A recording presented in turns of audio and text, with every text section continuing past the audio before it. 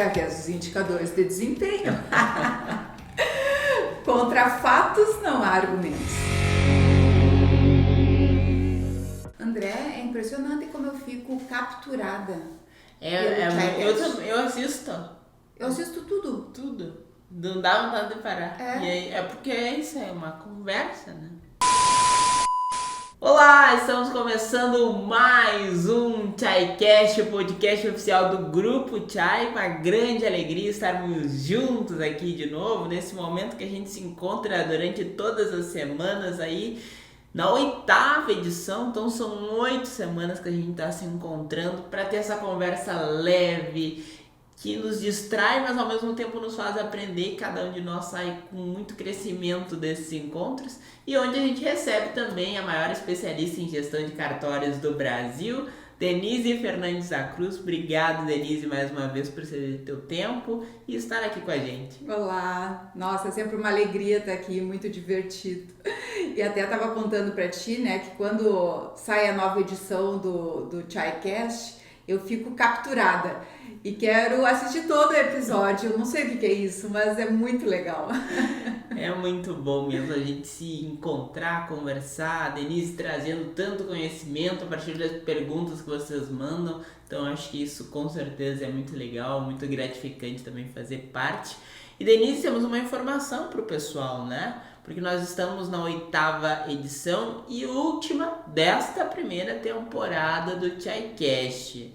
E justamente para isso, para ficar aquele gostinho de quero mais, mas 2022 vem muita coisa por aí. E também a gente tem que agora cuidar, né, dos nossos queridos alunos do maior programa de formação de lideranças do Brasil, que agora, desde a semana passada, já começaram a fazer parte desse programa e tem todo o nosso envolvimento, toda a nossa dedicação, porque é um programa totalmente diferenciado, né, Denise? Vamos comentar um pouco antes de entrar no tema de hoje, vamos comentar um pouco do programa que durante essas últimas semanas a gente ficou olhando para isso e esse resultado gigante que nós tivemos.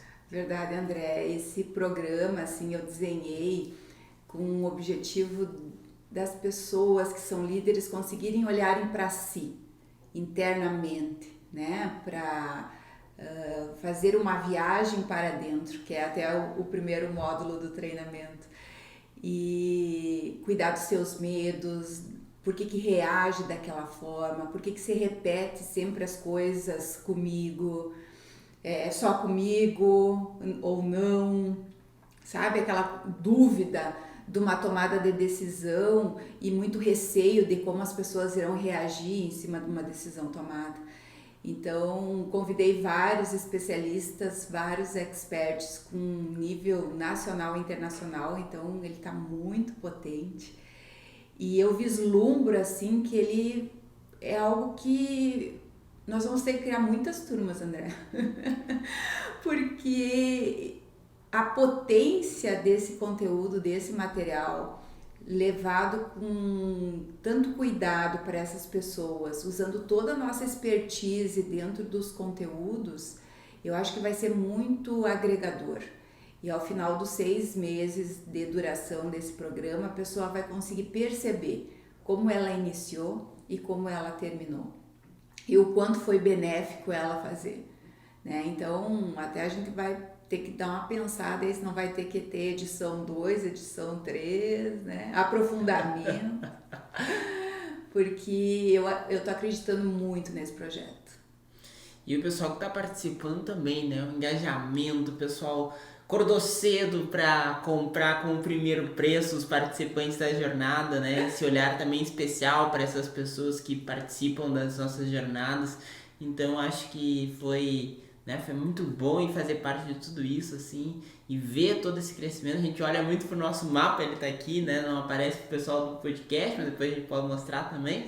Mas a gente olha pro nosso mapa e vê basicamente ali várias representações, vários estados, cartórios com 6, 7 pessoas juntos, né, nesse programa. Então é algo muito legal mesmo e que vai fazer um grande movimento e já está fazendo, né? Teve um aluno, né, um titular de cartório que fez inscrição para esse programa, me ligou e disse assim: Denise, tu não podia ter feito a inscrição até às 10 da manhã, tinha que ser às 5. Tu é louca? Eu digo, doutor, o senhor... E o senhor fez, né? Ele tinha feito, ele era uma das pessoas que tinha feito nesse horário. Daí eu digo, doutor, o senhor já está no treinamento. O treinamento já iniciou, né? Porque ele se desafiou, tá? Era algo que incomodava ele profundamente ter que botar o relógio despertar às 5 horas da manhã. Tanto é que passaram alguns dias depois da inscrição e ele ainda veio com esse assunto, né? Então ele estava muito incomodado internamente.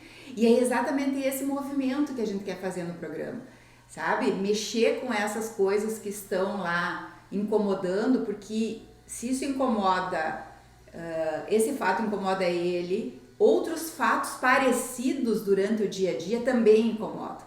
Então a pessoa saber lidar com esse movimento interno dele que vai fazer a diferença. E daí eu disse pra ele, depois eu quero saber no final dos 6 meses o que isso tocou, movimentou dentro de ti. Isso é muito legal. Já iniciou o treinamento antes de iniciar, né? E muita gente participando. Então vamos agora para o nosso tema de hoje. O tema do nosso encontro é um tema muito legal também e tem a ver bastante com o papel do líder e com as questões que envolvem a liderança, que é as decisões equivocadas. Não fazer escolha em cima de dados e indicadores. Esse é o nosso tema de hoje. E é um ponto nevrálgico, né, Denise? Porque muitas pessoas não conseguem fazer esse controle e aí acabam efetivamente tomando algumas decisões que impactam de uma certa forma negativa para a organização, para o cartório onde está inserido. E acho que a gente pode começar, talvez, com algum exemplo, com algo que tu queira começar compartilhando aí para o pessoal. Sim, André. Eu sou da área da administração, né? E eu tenho um perfil muito executador, né? Hoje eu sou mais comunicadora do que executadora, mas esses dois perfis é onde eu atuo mais. E quando a gente faz muito acontecer, gera muito resultado, a gente percebe que os dados, eles são fundamentais para a tomada de decisão mais assertiva, que eu tenha mais resultado naquela decisão que eu tomei. E a maioria das pessoas, e daí não julgo nesse sentido, elas não tiveram uma educação para isso, que a gente tem na administração. E ao longo do período, né, a pessoa é um empresário, ela é um titular de cartório, ela é um gestor de alguma organização e não sabe desse processo que os dados ajudam muito mais na tomada de decisão. Mas por que isso? Porque para eu ter dados, eu preciso fazer toda uma organização interna antes. Eu preciso levantar as informações, medir da forma correta para eu poder comparar um período com outro período igual, com mesma escala, com o mesmo tipo de análise, para ver se aquele resultado melhorou ou piorou, né? Então, aquele dado tem que ser confiável. Então, se a pessoa precisa organizar essa estrutura antes, ela desiste, porque ela está envolvida com o dia a dia do negócio dela. E como ela nunca teve aquilo, não experimentou que aquilo gera resultado ou não, ela não faz, porque aparentemente é trabalhoso o processo inicial. Só que quando ela faz, ela percebe que vale muito a pena fazer esse levantamento de dados, porque ela cria a sistemática e alguém só alimenta. Não é ela que vai alimentar essa informação, vai ser a equipe, vai ser coordenadores de setor, vai ser até aquela pessoa operacional lá da ponta, né? Por exemplo, a gente tem cartórios que a pessoa da limpeza, a auxiliar de limpeza, ela tem os seus indicadores que ela alimenta, né? Que ela limpa o banheiro lá e faz a anotação que limpou, determinados horários, tem uma plaquinha lá atrás, ela alimenta a questão de quantidade de produto que ela utiliza, até para organizar a próxima compra do estoque de produtos para limpeza, enfim. Mas a questão é organizar a sistemática da busca desse dado. E isso a senhora da limpeza, ela pode até fazer de uma determinada forma, mais simplista, né? Mas não estruturado. Então, ajudar essa pessoa a ter essa estruturação. E daí toma decisão muito mais assertiva. E vou continuar nesse exemplo simples, que é o material de limpeza, que na hora que a pessoa está lá limpando, termina o produto, porque não teve um controle para uma compra antecipada. Terminou o produto, a pessoa para de limpar, não tem como limpar. Daí tem que sair, tem que comprar o produto, né? Só aí já perde 20 a 30 minutos se a loja for perto, né? Se for numa cidade menor. E às vezes paga um valor maior para ter o produto mais rápido, para não perder o tempo daquele colaborador que estaria ali disponível para fazer a limpeza. Agora tu coloca esse exemplo numa escala maior, de nível de responsabilidade e de nível estratégico dentro da organização. Então, se eu não tiver dados, como é que eu vou medir os prazos dos meus registros? É no achômetro. Já cansamos de ir em cartórios e o titular diz assim, não, aqui o prazo é de 5 dias. Eu digo, nossa, tá ótimo. Só que depois eu descubro que 5 dias é de cadastro ou 5 dias é de análise. Sabe? Não conta o período total. Prazo, daí é só o exemplo, inicia quando o usuário entrega o protocolo na recepção, faz o protocolo na recepção e quando o documento está pronto na recepção para entregar para esse usuário. Esse é o tempo, né? E as pessoas, às vezes, utilizam esse mecanismo para justificar o seu tempo. Não que não saibam, não que estão fazendo de forma indevida, mas acreditam que aquele é o prazo. E não é. Não é. E por isso a importância de ter indicadores bem estruturados. Eles precisam ser medidos da mesma forma. Eu não posso ter indicador num mês ser avaliado de um jeito, no outro mês eu levo outro critério de avaliação. Então eles não conseguem se comparar. Então eu tenho que ajustar de uma forma mais precisa. E é isso que demanda mais tempo, né? E quando a gente vai na consultoria, isso a gente, na nossa expertise, a gente já tem tudo pronto, é só um processo de implementar. Então se ganha tempo com isso, mas as pessoas avaliam mais a questão do custo. Isso vai ser mais caro, vai encarecer aqui, eu vou ter mais despesa. Mas não, ele ganha tempo na frente. Porque decidir corretamente é muito mais econômico de tempo, de dinheiro, de desgaste emocional. E olhar para isso aí, então, é fundamental, né? Quando a gente percebe, principalmente nesse exemplo aí que eu acho que tu trouxe, foi fantástico, né? Porque dá para perceber que até nas pequenas coisas é importante ter essas informações, imagina nas maiores, né? E Denise, como é que se faz para engajar a equipe na importância dos indicadores? Como é que o titular, vamos tentar achar a palavra aqui, motiva a equipe a fazer essa ação de preencher indicadores e não ver como algo pesado ou algo que, nossa, é um trabalho a mais que eu vou ter. Isso eu acho que é uma das coisas mais difíceis, talvez. Sim, mas é que tem que vender a ideia. Tem que vender o propósito daquilo. Tudo que é novo gera impacto e as pessoas reagem de diversas formas. E uma das formas é negar. Isso vai ser mais difícil, vou perder mais tempo, não tenho tempo, já estou sobrecarregado, quer que eu ainda alimente uma planilha aqui? Só que vender a ideia é o que faz o movimento iniciar, né? Porque depois que a pessoa perceber que aquele resultado está gerando benefício para ela, ela quer alimentar, ela não quer deixar de alimentar, porque ela já percebeu o ganho dessa informação. Uma que a própria equipe vai demonstrar a sua produtividade, ela quer que as pessoas enxerguem que ela está produzindo mais que o colega, por exemplo. Ela quer demonstrar que ela acerta muito, que ela erra muito pouco. Né, que a qualidade daquilo que ela entrega é alta.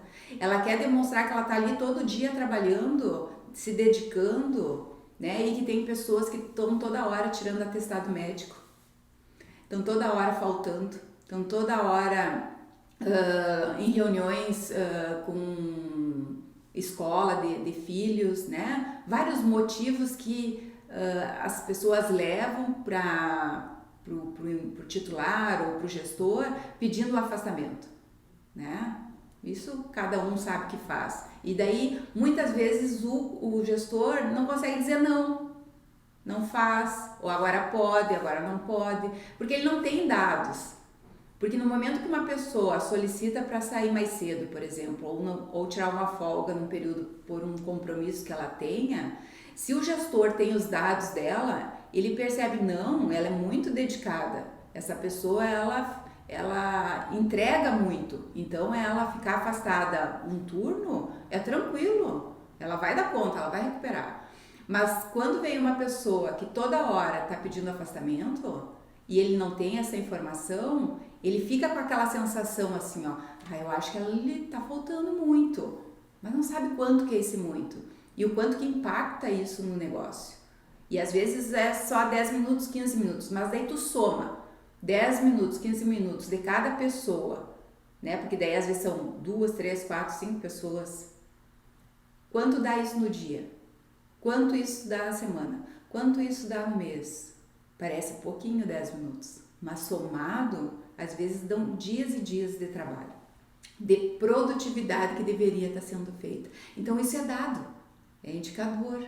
E quando as pessoas percebem que elas têm benefícios disso, porque no momento que ela pede folga e eu digo, não, tu pode ir porque a tua produtividade tá boa, eu estou reconhecendo que ela está fazendo algo benéfico para a organização. E às vezes eu não dou folga para essa pessoa porque eu preciso que ela continue produzindo, e aquela pessoa que está toda hora se afastando eu dou folga. E daí aquele que está produzindo fica muito feliz, né? Nossa, ele fica, não me reconhece, não tá percebendo o que eu estou fazendo, dá folga para quem não tem merecimento. Então, se eu não tenho esses dados, esses indicadores, eu ainda atrapalho a gestão do meu negócio. E também, por exemplo, a importância da alimentação dos dados, e para isso o sistema gerencial Chai que está aí, e essas ferramentas, esses sistemas são muito importantes para esse movimento, para justamente ter essas informações ainda de uma maneira muito mais tecnológica, muito mais moderna, muito mais ágil. Verdade. O sistema gerencial Chai, ele foi elaborado para reduzir o tempo operacional das pessoas e gerar mais dados precisos, né? Porque uma planilha, se mexe na fórmula lá da célula, o dado está errado, né? E a gente já cansou de fazer planilhas. Isso que eu ia te perguntar, Liz, vou até te interromper. Como é que surgiu o sistema gerencial Chai? Um pouco dessa história e das dores a partir dele que trouxeram o sistema gerencial Chai a partir desses problemas que se tinham com as planilhas, enfim, conta. Assim, ó, eu gosto muito do Excel. Eu amo Excel. E o Excel, ele me dá respostas rápidas, né? E lá em 2006, quando nós abrimos a Chai, nós precisávamos monitorar algumas informações, criamos muitas ferramentas, aprendemos muito do segmento, daí a gente tinha que criar muita coisa para o segmento de cartório que não existia na época, né? Porque nós somos uma empresa pioneira em gestão em cartórios extrajudiciais, naquela época não existia isso. E nós começamos a elaborar algumas planilhas para mensurar indicadores, as informações.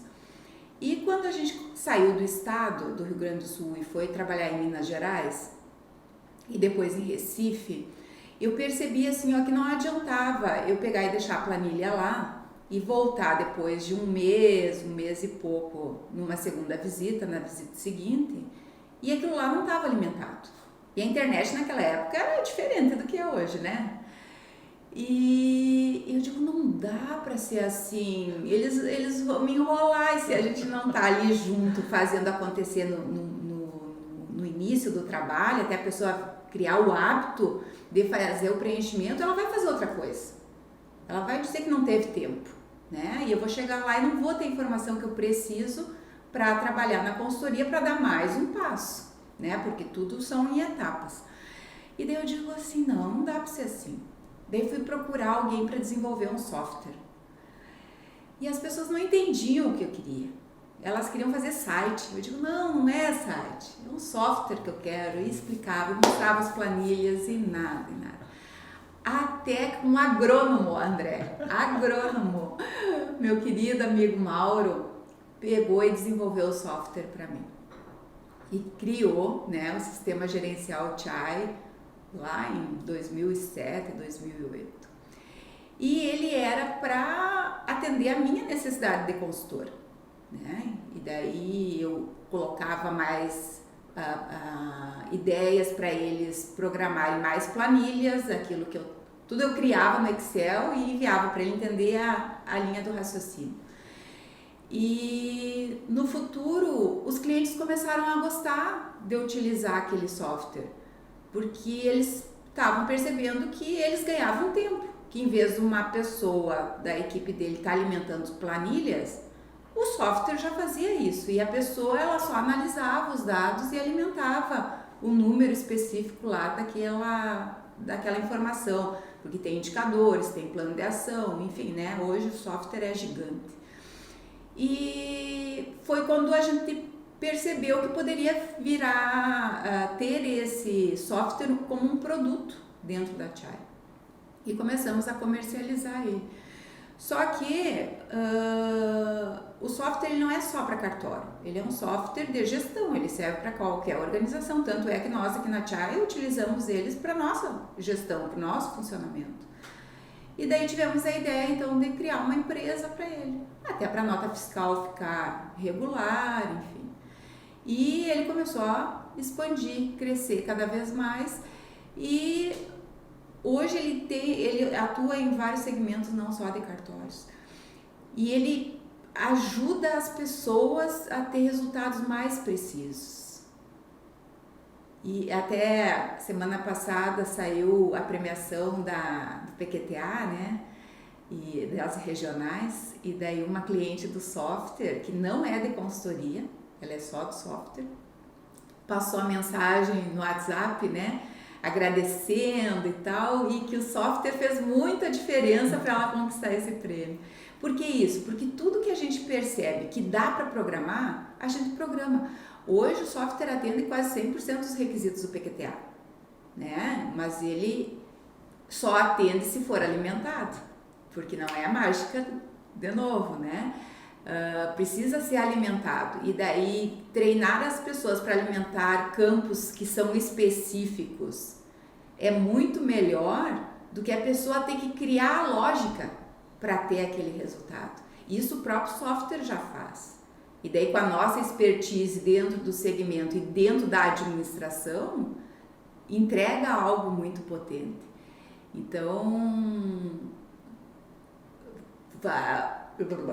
Então, o cenário foi esse, desse processo de evolução do software, né? Então, é muito legal olhar para trás e perceber que foi tão peculiar aquelas ideias e que era tão difícil naquele processo de crescimento, que hoje, né, as pessoas olham e dizem assim, nossa, ele entrega tanto.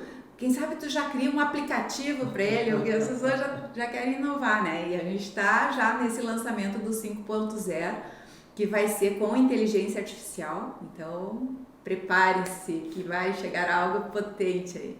Não, 2022 promete muita coisa boa por aí. A gente vai divulgando, vai mostrando aí, o pessoal vai acompanhando através dos nossos canais. E dentro do nosso tema de hoje de conversa, né, que são as decisões equivocadas, essas decisões também elas podem partir no sentido de, por exemplo, da escolha de uma pessoa que vai trabalhar lá na empresa. E esse tipo de decisão, Denise, como é que o líder deve se portar nessas tomadas de decisão, assim, quando, por exemplo, vai contratar uma pessoa? Como que ele vai ter, principalmente no segmento de cartório, que não tem uma formação específica para trabalhar em cartório, né? Então, como que o líder vai tomar essas decisões? Isso precisa ter um programa de busca de talentos permanentemente. O erro, tá? É quando a pessoa precisa de alguém para atuar naquela atividade e não tem ninguém. E quem está atuando saiu, pediu demissão, né? Ou ficou doente, sabe que vai ficar um bom tempo afastado, enfim. E daí eu não tenho ninguém para pôr ali. Não preparei ninguém para pôr ali. E daí eu tenho que contratar qualquer um. E daí que está o erro. Porque eu tenho que ter mais tempo de processo seletivo para tomar a decisão mais assertiva do que decidir contratar errado, a pessoa fica ali, ainda atrapalha meu negócio, traz vícios indevidos no sentido de características que ela utilizava em outros lugares para esse lugar, né? Não que seja uma pessoa que vai fazer algo errado, mas ela traz uma cultura diferente. Então, essa análise individual antes de eu ter a necessidade é importante. Então, o que tu falaste ali de decisões não tão acertadas, isso vale não só para o processo de recrutamento e seleção, como para tudo no negócio.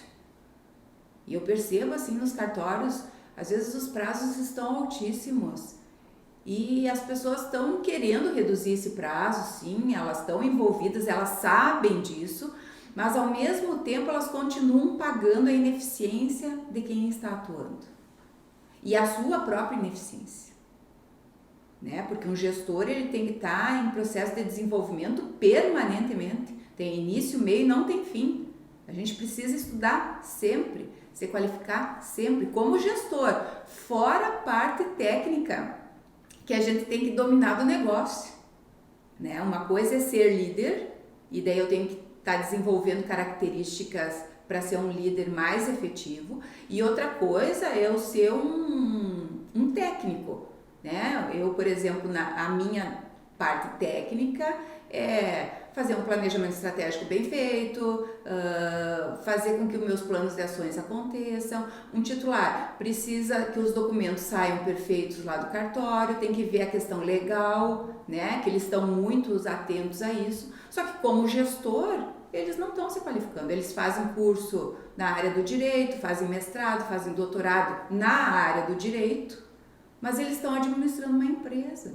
Eles precisam estar se qualificando permanentemente como líderes e precisam estar atuando em grupos de lideranças. Inclusive eu entrei num grupo essa semana, eu fiquei fantástica, porque as pessoas que estão lá são pessoas que pensam muito alinhadas do que eu penso como empresária, mas também com muitas ideias diferentes que eu nunca tinha pensado sobre aquilo. Outros pontos de vista. E isso que é agregador, né? A gente fazer esse network, e é o que a gente está proporcionando agora dentro da formação de liderança, né? Esse network dessa troca de olhares diferentes para o crescimento de quem? De todos que estão ali. Só que as pessoas precisam se apropriar disso. E daí, quando a gente não tem o hábito disso, o voltar para a nossa zona de conforto é muito fácil. Não, é muita coisa para mim, eu tô cheia de coisa aqui para fazer, olha a minha mesa como é que tá. Tá muito cheia, eu tenho que dar vazão a esses documentos e tal. Só que não percebe que isso é custo. E isso é uma decisão não acertada. Porque se o líder tiver que ficar no operacional, é dinheiro botado no lixo. É estratégia botada no lixo. Porque ele não vai agregar valor. Porque se ele está olhando um documento, ele agrega valor a um documento. Ele não agrega valor para o negócio. Ele está agregando valor ali, porque ele não quer que aquele documento saia errado. Ele não está fazendo errado isso, mas ele não pensa no todo. Agora, se ele tivesse qualificado pessoas, e daí isso é a tarefa do líder, perceber que ele precisa fazer esse movimento, as pessoas que estiverem ali trabalhando com ele vão fazer muito bem feito, não vão precisar dele ali para checar se foi feito bem feito. Porque o método de trabalho desenvolvido garante esse resultado efetivo. É a mesma coisa aqui na Chai. Tem vários clientes assim, não, Denise, eu quero que tu venha aqui me atender. Como que eu vou vou atender aquela pessoa e vou deixar 40, 50 clientes desatendidos. Porque se eu tô fora de um atendimento específico, eu tô trazendo alternativas de melhoria para todos. Isso é um ganho maior.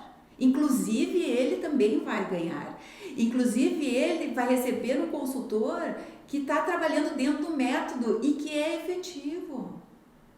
E devo contar uma história aqui também, que nós tínhamos, nós iniciamos em 2006, mas a gente expandiu para alguns estados em 2010 e teve um cliente que nos contratou lá em 2011, né, e a gente iniciou um trabalho lá e foi um contrato de 1 ano, a gente organizou, fez aquilo que foi contratado e ele agora nos recontratou. Depois de um bom tempo, 2011, 2021, né? 10 anos depois. E teve os atendimentos lá agora. E ele tá encantado, sabe? Feliz da vida. E ele queria que eu fosse atender. E eu digo, doutor, não tem como. Daí a consultora que foi lá atender ele me mandou um áudio ontem, feliz da vida, que tá entregando muito, que ele fica esperando essa consultora chegar. E que eram 2 dias de trabalho previsto nessa próxima visita, mas já vão ser 4, porque ele quer colocar mais coisa para resolver. Então, é isso, sabe? É conseguir dizer não de uma forma que a pessoa compreenda e, ao mesmo tempo, fazer uma entrega altíssima que ela se surpreenda. E isso faz com que o negócio fique melhor. Então, eu estou ajudando todos. Isso é uma decisão acertada, que não gera esses custos indevidos, né? Não gera mal-estar, não gera perda de energia. E Denise, esse teu outro exemplo eu acho que foi bem interessante também, porque o líder, como que ele confia nas decisões dos seus subordinados? Porque também o líder forma outros líderes, e como que ele vai confiar nessas decisões que os seus liderados tomam? Através dos indicadores de desempenho. Contra fatos não há argumentos, né? Porque ele vai dar uma demanda e daí ele vai checar se essa demanda foi cumprida. Óbvio que ele tem que desenhar um método, ele tem que ter o passo a passo que a pessoa precisa executar e o que ela vai entregar. Se existir isso, ele no final daquele período ele vai checar se a pessoa fez ou não. Então ele vai estar mais próximo, ele vai verificar se a pessoa tem dúvida, conseguiu fazer, não conseguiu fazer. Quando ele percebe que o colaborador está dando conta e que às vezes o colaborador vem antes fazer a entrega daquilo que foi combinado, gerou confiança. Ele não precisa mais estar checando, ele sabe que aquele colaborador dá conta. E por isso tem que ter os indicadores de desempenho, para manter o nível desse colaborador numa crescente. Então, eu qualifico ele, eu dou mais treinamento. Se eu percebo que ele está errando muito num determinado ponto, para refinar o meu processo, eu qualifico ele naquele ponto específico. Então, novamente, os indicadores são balizadores para o processo de confiança. Como que eu vou... Por isso que a maioria das pessoas não confiam, os titulares não confiam na sua equipe. Se ele diz assim, ó, traz aqui que eu vou ler o documento e vou analisar, ele não está confiando na pessoa. Óbvio que é verdade, ele não pode confiar ainda, porque a pessoa não está entregando. Só que para a pessoa entregar, eu tenho que treiná-la, para ela saber o que vai identificar. E cada vez que eu treino ela e percebo que ela dá conta, eu checo, conseguiu essa etapa 1, conseguiu a etapa 2, conseguiu a etapa 3, eu já posso deixar ela andar. Sabe? O que não pode é, eu gerou confiança, eu acho que a fulano tá dando conta. Nunca mais monitora, daí depois de 5, 6 meses acontece algo muito ruim, muito grave, e daí o líder vai dizer assim, mas como? Eu confiei em ti, tu sabia fazer e olha o que aconteceu. Culpa de quem? Do líder que não fez o monitoramento periódico que tinha que fazer. Por isso que é importante ter um indicador de desempenho alimentado. Então, e os encontros mensais com os gestores para apresentação de relatório gerencial. Relatório gerencial é dado analisado. Então, isso dá segurança para o líder que ele pode confiar na equipe ou não.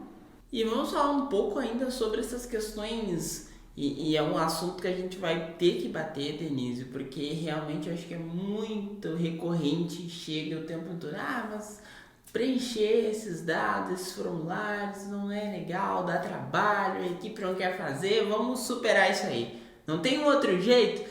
E aí vem todos esses medos internos trabalhando, vem tudo isso.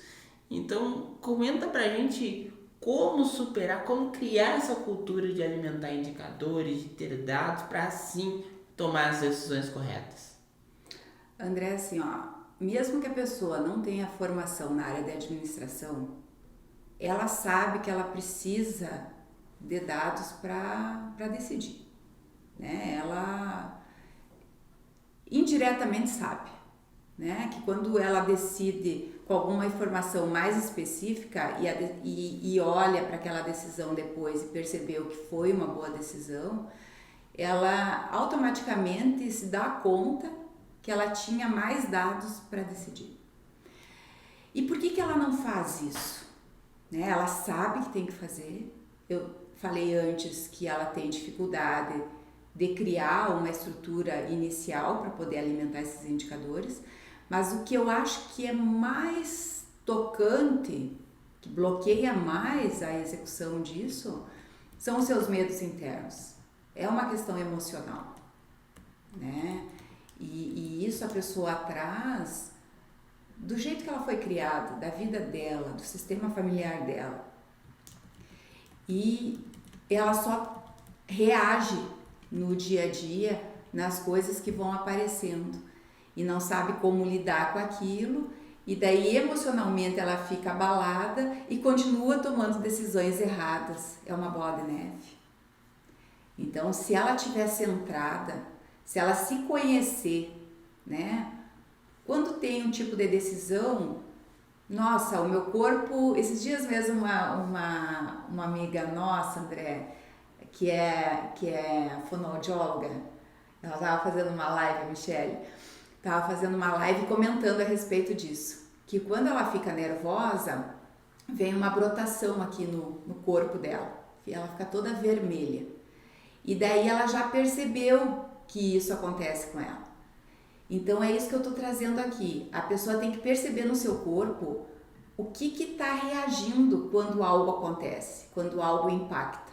Eu fico vermelha, eu fico tensa, minha mão fica úmida, fica gelada, me dá um ataque cardíaco e daí eu tenho que explodir, ou faço esse processo de explosão e daí percebo, fiz esse processo de explosão de novo em função de algo que não deu certo.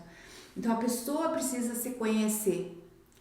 E no momento que ela percebe que ela tem um determinado movimento, ela precisa se cuidar para a hora que esse movimento for acionado, ela perceba e faça assim, opa, está acontecendo de novo. Então eu vou reagir de uma forma diferente. Vem para a consciência a manifestação da emoção dela. E daí ela tem poder de fazer de uma forma mais leve, ou pelo menos parar e refletir para tomar uma decisão mais acertada do próximo passo que ela precisa dar. E daí é comportamental, não é nada técnico, é comportamento de líder. Isso a gente também vai usar muito lá no treinamento da formação de liderança. Porque e tem outras pessoas que ficam trêmulas, ficam com medo, né? Dá um arrepio na coluna. Então, se a pessoa é mais introspectiva, ela vai reagir com mais medo. E daí a tendência dela dizer sim para solicitações é muito mais fácil. Ela tá com medo, então se eu disser não, eu tenho a possibilidade de perder aquela pessoa, da pessoa não gostar ou a pessoa não gostar mais de mim. Então a tendência dela dizer um sim é muito grande, sendo que ela sabia que deveria dizer não. Então, o se conhecer nesse movimento ajuda numa tomada de decisão mais assertiva e mais leve, mais realizadora.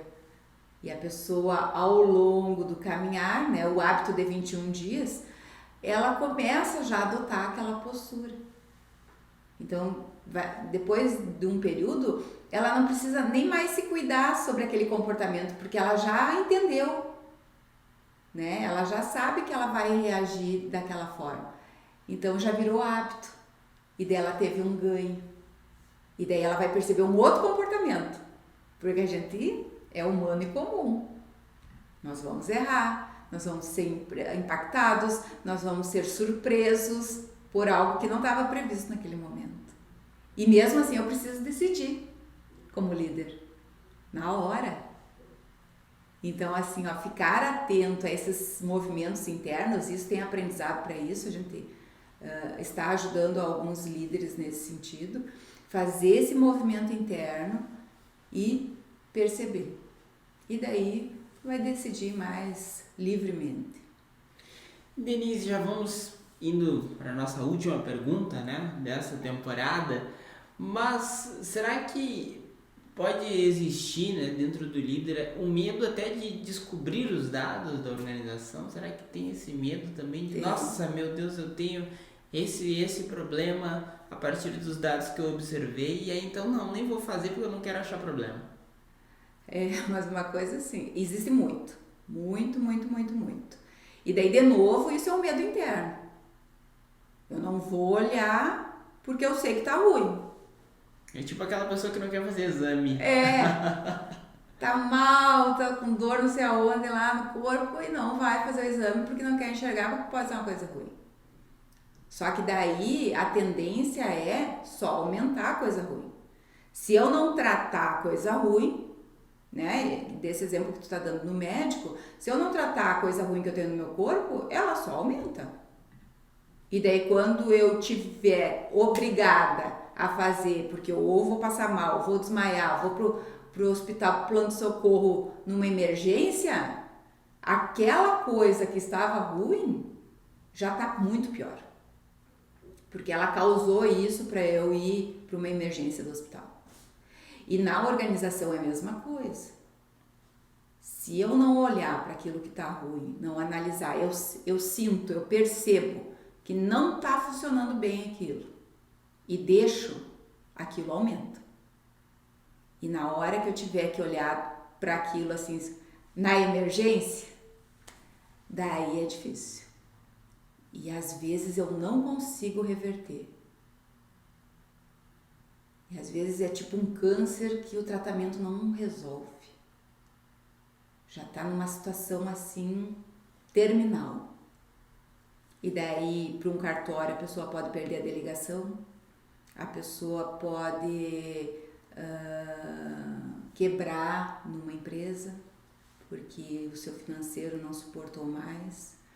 E na vida a gente pode morrer. Então é uma questão de decisão, de querer olhar para aquilo.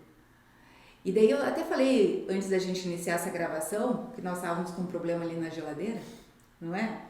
Que o congelador lá não estava congelando adequadamente, e eu te disse o quê? Vamos resolver antes que se torne um problema ainda maior. Exatamente. Tá nos atrapalhando aquilo ali? Não. Tá fazendo até o gelo, né? Não tá atrapalhando. Mas, se a gente não olhar para aquilo, vai chegar numa hora que a gente tem que comprar uma geladeira nova. Então, o custo de um técnico vir ali, olhar e de repente é um parafusinho só, o meu custo é mínimo. Então, é por isso que a gente tem que olhar para o problema a hora que a gente percebeu. Porque ele já está existindo antes, né? Eu só não tinha percebido. Mas a hora que eu percebo, eu tenho que atuar já e resolver. Então eu vou pagar R$30 de uma visita técnica, R$50, não sei quanto que é, porque a gente vai acionar hoje. Mas não vou comprar uma geladeira nova que custa, sei lá, 400, 500, R$1.000, nem sei quanto tá uma geladeira. Mas no sentido que já resolve. E o mais legal disso não é o custo. É o não ficar envolvido com esse problema ao longo que ele vai piorando. Esse é o ganho. Porque quando a coisa não resolve, a gente continua falando sobre aquilo, continua perdendo tempo com aquilo, parando para olhar aquilo. Então, é uma decisão, é uma escolha. Que final de temporada fantástico, tô adorando o nosso encontro de hoje. Então vamos sem mais delongas para dica de livro da Denise.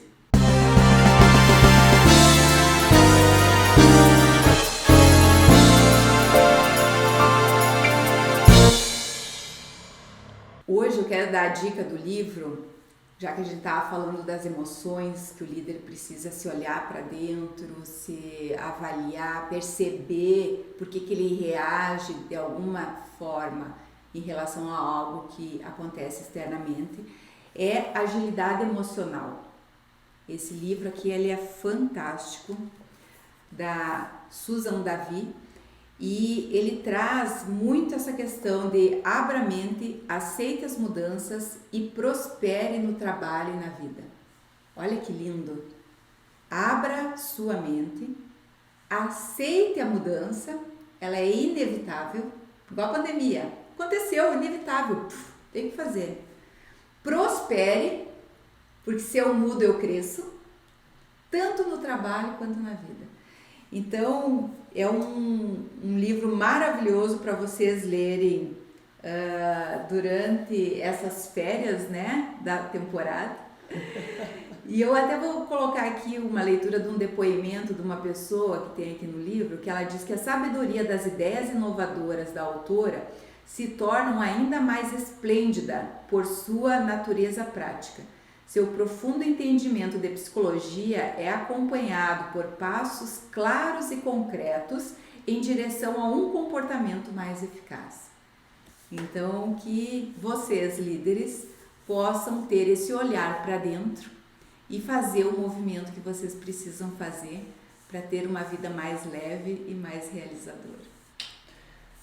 Obrigado pela companhia não só hoje, mas ao longo de toda essa temporada. Muito conhecimento compartilhado. E obrigado a todos que nos acompanharam ao longo desse período. A gente ficou muito feliz, a gente se divertiu muito e teve muito retorno do pessoal que nos acompanhou em todas as plataformas de streaming, essas que estão aparecendo aqui embaixo. O nosso muito obrigado, gratidão Denise, e até breve. Obrigada por ter a oportunidade de estar aqui realizando essas 8 edições, né, do ChaiCast, e que realmente foi algo que eu amei fazer, adorei, quero continuar, André, vamos fazer mais temporadas. E trazer assim esse conhecimento que eu acredito ser tão profundo, tão necessário, que os líderes pudessem captar algumas informações e aplicar no seu dia a dia. Então, isso que me motiva a fazer esse movimento. Espero ter contribuído com vocês. Obrigada e até a próxima temporada. Até mais! Fiquem com Deus. Tchau!